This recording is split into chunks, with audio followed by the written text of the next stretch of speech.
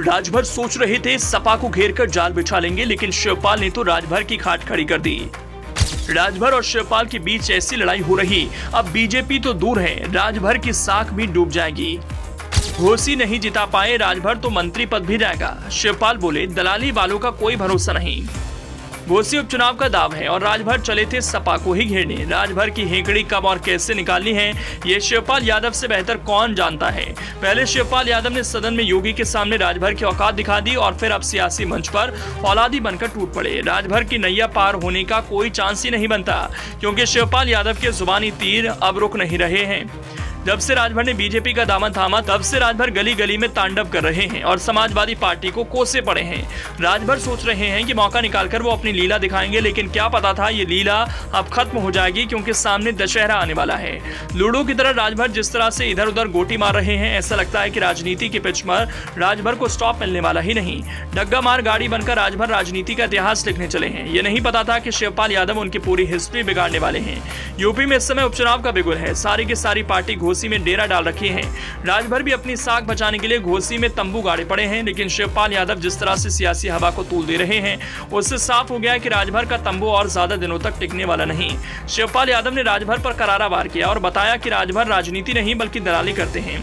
राजभर पर शिवपाल यादव का ये पहली बार वार नहीं था, बल्कि इससे पहले भी राजनीति में उठापटक चली पड़ी है। अब तो नई सियासी इबारत लिखने की तैयारी है। सपा के राष्ट्रीय महासचिव शिवपाल सिंह यादव ने सुहेलदेव भारतीय समाज पार्टी के अध्यक्ष ओम प्रकाश राजभर पर निशाना साधा।